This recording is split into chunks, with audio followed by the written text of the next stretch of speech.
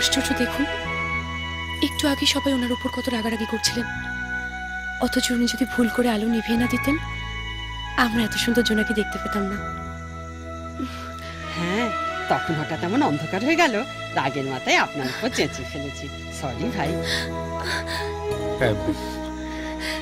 গন্ডগোল করতে করতে তুমি একটা মস্ত ভালো কাজ করে ফেলেছো। নকল আলো নিভিয়ে সত্যিকারের আলো জ্বালিয়েছো। Thank you.